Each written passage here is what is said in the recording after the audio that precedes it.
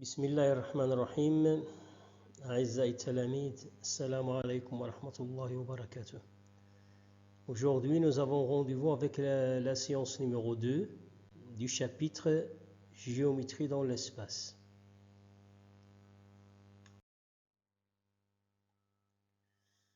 Dans cette séance, on va parler du parallélisme d'une droite et d'un plan. C'est quoi une droite parallèle à un plan? Et quand est-ce qu'une droite est parallèle à un plan? On commence par la définition. On dit qu'une droite D est parallèle à un plan P s'ils n'ont aucun point commun ou si la droite D est contenue dans le plan P. Et on écrit D parallèle à P, comme ce qu'on a dans ces deux figures. Dans la première figure ici, on a représenté une droite D qui n'a aucun point commun avec le plan P. Donc dans ce cas, la droite D parallèle au plan P. Dans la deuxième figure, la droite D est contenue dans le plan P. Elle fait partie du plan P. La droite D est incluse dans le plan P. Dans ce cas aussi, on dit que la droite D est parallèle au plan P. C'est ça la définition. On va voir aussi une autre propriété. Comment savoir qu'une droite est parallèle à un plan? Si une droite D est parallèle à une droite D' et que la droite D' est contenue dans un plan P, alors la droite D est parallèle au plan P. Ce qu'on peut en déduire. Donc si on a une droite D' et on sait que D' est parallèle à D et que D' est contenu dans le plan P, alors la droite D est bien parallèle au plan P. Prenons un exemple dans un parallélépipède. Dans le parallélépipède A, B, C, D, E, F, G, H, on a la droite AB est parallèle à la droite CD, parce que ABCD est un rectangle, et la droite DC est contenue dans le plan CDHG, dans cette face du parallélépipède. Donc, la droite AB est parallèle au plan DCGH. On peut faire la même chose aussi pour la droite CD.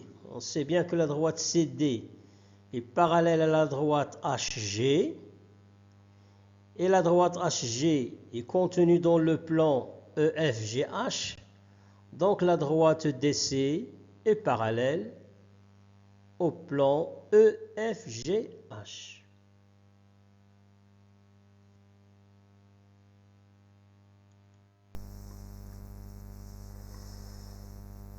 Voyons maintenant une autre activité dans laquelle on a une figure animée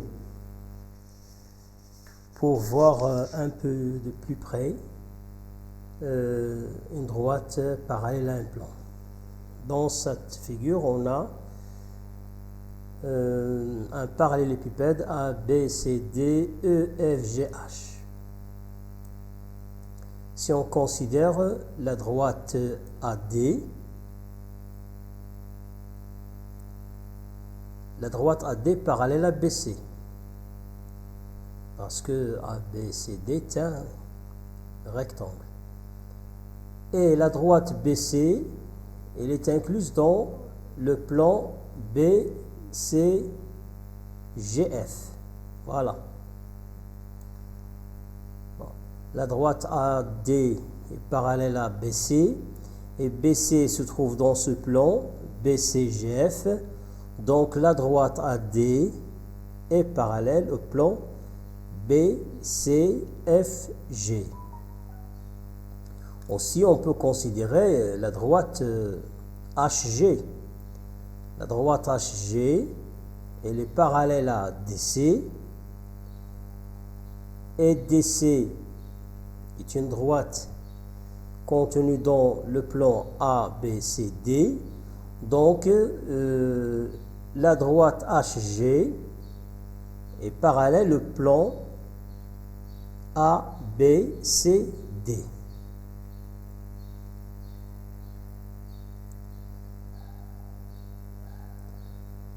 Prenons maintenant d'autres droites. On va considérer la droite HG. On va tracer cette droite HG. Voilà. Et on trace l'autre droite BC.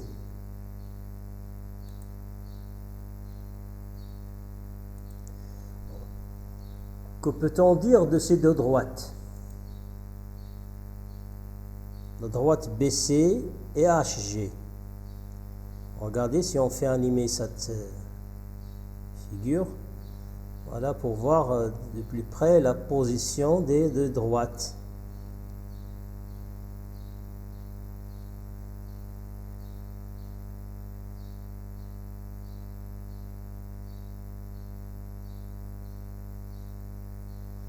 Que peut-on dire? Est-ce qu'on peut considérer ces deux droites, BC et HG?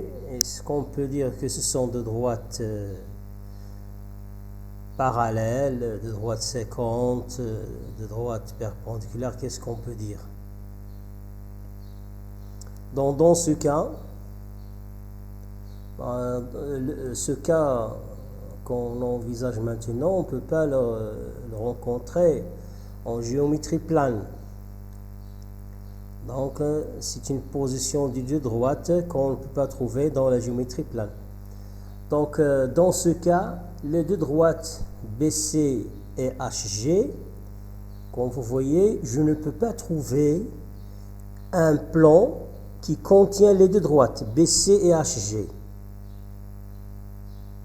Dans cet espace, je ne peux pas trouver un plan qui contient à la fois les droites BC et HG. Si on considère tous les plans qui contiennent la droite BC, aucun de ces plans ne contient la droite HG. Et aussi, tout plan qui contient HG ne peut pas contenir aussi la droite BC. Dans ce cas, on dit, puisque les droites BC et HG ne se trouvent pas dans un même plan, on dit que ces deux droites sont non coplanaires. Non coplanaires. Coplanaires, ça veut dire qu'ils se trouvent dans le même plan, ils sont contenus dans le même plan. Non coplanaires, ça veut dire qu'ils n'appartiennent pas, ou bien ils ne sont pas contenus dans le même plan. Donc ici, on a la droite BC et la droite HG sont deux droites non coplanaires. Il y a encore plein de droites qui ne sont pas coplanaires. Si on trace la droite AD, pour faire un peu la différence entre deux droites parallèles, deux droites qui sont non coplanaires. Si on trace cette droite AD, droite AD.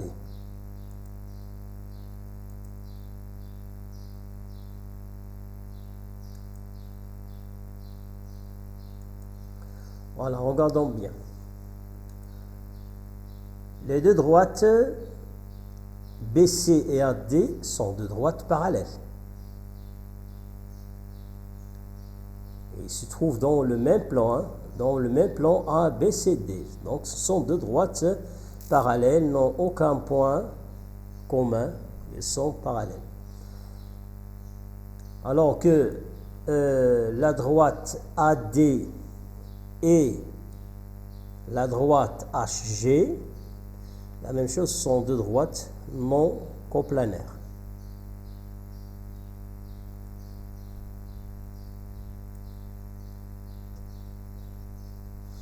Et la droite AD, je peux dire que la droite AD est parallèle au plan EFGH. Pourquoi? Parce que la droite AD, il n'a aucun point commun avec le plan EFGH. Donc AD parallèle au plan EFGH. Et on peut le montrer qu'ensuite on a la droite AD parallèle à la droite EH, parce que cette face représente un rectangle. Et la droite H est contenue dans le plan EFGH, donc la droite AD est parallèle au plan EFGH.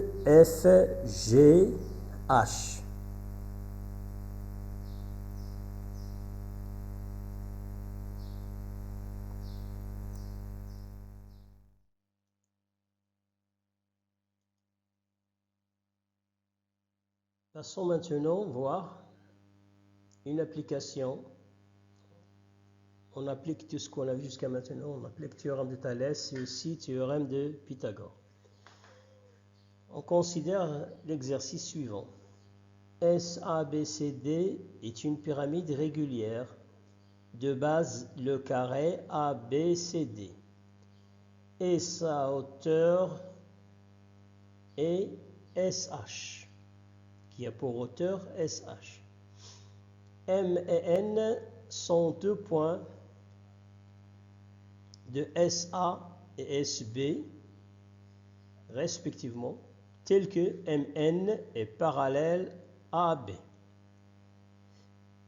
SA égale à 10, SM égale à 3, MN égale à 1,5. Première question, calculer AB. Deuxième question, calculer la distance AC.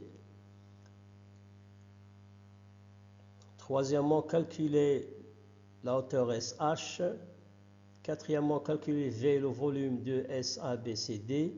Cinquième question, soit P un point de SD tel que SP égale à 3. Montrer que MP parallèle à AD et que NP parallèle à BD.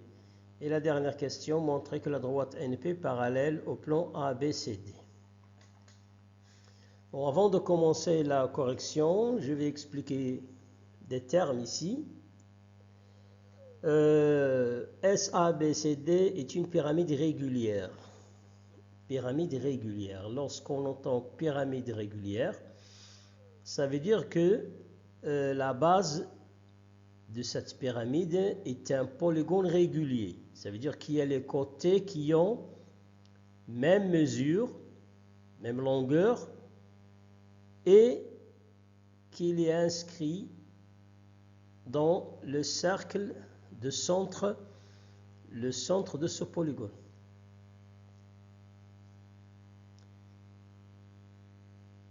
Et que le projeté orthogonal du sommet représente le centre de la base.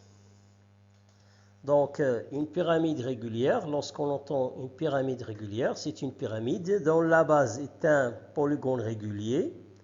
Polygone régulier, ça veut dire qu'il a les côtés qui ont même longueur et qui est inscrit dans un cercle. La deuxième condition, c'est que le projeté du sommet représente le centre de la base. Comme ici, on dit SH, la hauteur, ça veut dire que H, c'est le centre du carré ABCD. C'est le point d'intersection de ces diagonales. Et autre chose, lorsqu'on dit SH est la hauteur, ça veut dire que la droite SH est perpendiculaire à la base, au plan qui déterminé par la base. Bon, commençons maintenant à calculer la distance AB. On va considérer le triangle SAB. Maintenant, on travaille sur un triangle. Tous les points qu'on va utiliser se trouvent dans le même plan, AB. Donc je peux utiliser ce qu'on a vu dans la géométrie plane.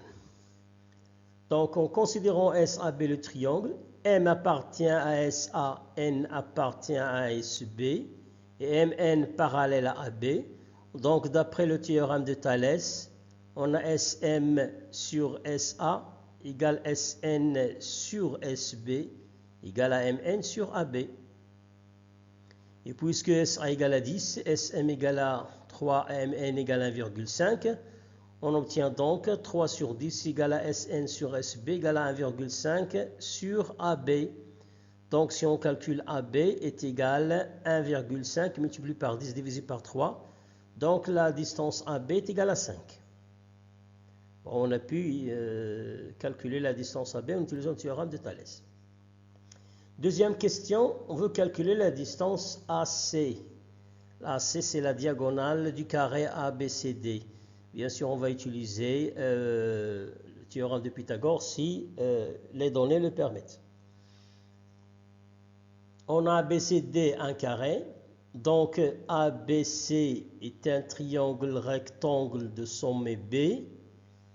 Donc d'après le théorème de Pythagore, AC puissance 2 égale à AB puissance 2 plus BC puissance 2. Donc AC puissance 2 est égal à 5 puissance 2 plus 5 puissance 2, puisqu'il s'agit d'un carré. Si AB est égal à 5, donc BC est aussi égal à 5. Donc AC puissance 2 égale à 50. Or AC est supérieur à 0, représente une distance. Donc AC égale à racine carrée de 50, qui est égal aussi à 5 racine du 2. Donc on a trouvé la longueur de la diagonale du carré ABCD. Troisième question, calculons maintenant SH, la hauteur de cette pyramide. SABCD est une pyramide régulière de hauteur SH. Donc H est le centre du carré ABCD, comme je viens d'expliquer. Et SAH est un triangle rectangle en H. Du fait que SH est la hauteur de cette pyramide, donc SH est perpendiculaire au plan ABCD. Et que H aussi, c'est le centre de ABCD qui est le milieu de AC. Puisque SH est perpendiculaire à ce plan, donc elle est perpendiculaire à toutes les droites de ce plan qui passe par H, en particulier A. Donc,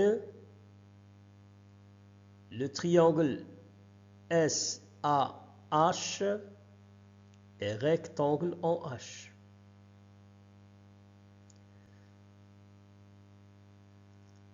Donc, d'après le théorème de Pythagore, SA puissance 2 égale à SH puissance 2 plus AH puissance 2. Donc, SH puissance 2 égale à SA puissance 2 moins AH puissance 2 égale 10 puissance 2 moins 5 sur 2 racine du 2 puissance 2. Parce qu'ici, on a dit que H, c'est le milieu, c'est le centre du carré ABCD. Donc, H, c'est le milieu de AC. D'où la distance AH qu'on a remplacée ici est égale à AC divisé par 2. C'est 5 sur 2 racine de 2. C'est ce qu'on a fait ici. Donc en calculant, on trouve est égal à 100 moins 5 sur 2 racine de 2 le tout puissance 2. Ça fait 25 sur 4 multiplié par 2. Ça fait 25 divisé par 2. C'est 25 sur 2. Donc si on réduit au même dénominateur en calcul, on trouve 175 divisé par 2. Or, SH est un nombre positif, donc SH est égal à racine carrée de 175 sur 2. Si on calcule, on trouve SH égale à 5 sur 2, racine carrée de 14.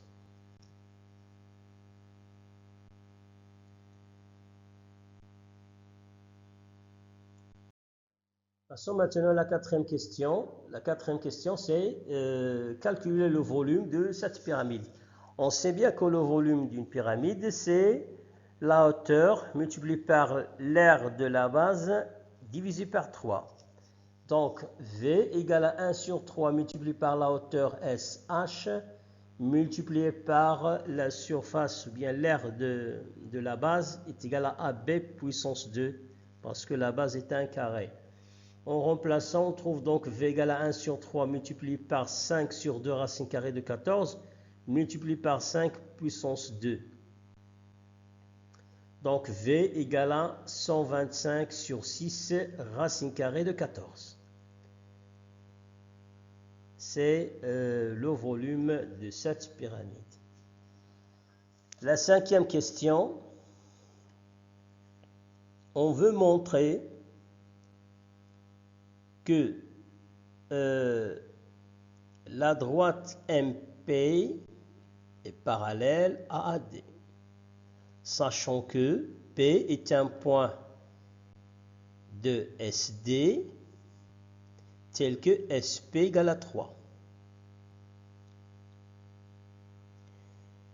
Bon, j'explique ici une autre chose à propos de pyramide régulière. Lorsqu'on a une pyramide régulière,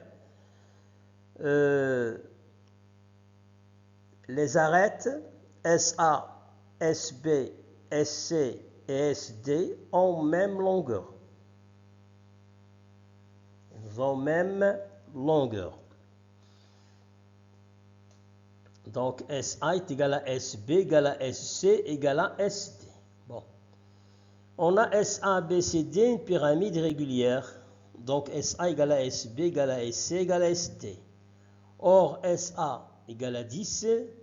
Donc SA égale à SB, égale à SC, égale à SD, égale à 10. Pour montrer que MP est parallèle à AD, on essaie d'appliquer la réciproque du théorème de Thalès. Donc on sait bien que SM sur SA égale à 3 sur 10, qu'on a déjà fait dans la première question.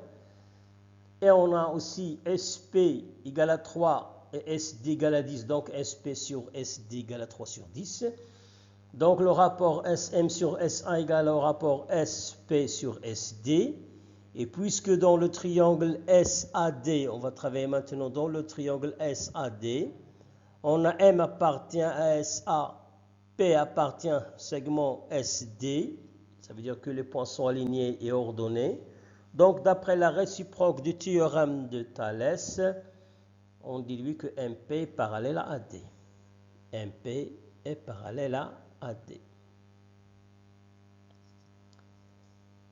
Dans la deuxième partie de la question, montrons maintenant que la droite NP est parallèle à son tour est parallèle à BD. La droite NP est parallèle à DB. Ici, on va travailler en utilisant un autre triangle. C'est le triangle SDB. Donc le triangle SDB, point P appartient à SD, N appartient à SB, tel que SP sur SD. On a déjà vu dans la première question, on a vu que SM sur SA égale à SN sur SB égale à 3 sur 10. Donc on a utilisé maintenant que SN sur SB égale à 3 sur 10. Et on vient de voir que SP sur SD égale à aussi 3 sur 10. Donc les deux rapports SP sur SD égale à SN sur SB. D'après la réciproque du théorème de Thalès, la droite PN est parallèle à la droite BD. La droite PN est parallèle à la droite BD. Et dernièrement, sixième question, montrons que la droite NP est parallèle au plan ABCD. Bien sûr, on vient de montrer que PN est parallèle à BD. et BD est une droite qui est incluse dans le plan ABCD, donc PN est parallèle au plan ABCD. Donc dans cet exercice, on a appliqué les propriétés qu'on a vues. On a appliqué aussi le théorème de Thalès et la réciproque du théorème de Thalès. On a utilisé aussi on a appliqué aussi le théorème de Pythagore pour calculer enfin le volume de cette pyramide. Chers élèves, c'est ce qu'on a à dire de cette séance. Pour l'instant, je vous laisse. Bon courage. دمتم في رعاية الله. السلام عليكم ورحمة الله وبركاته.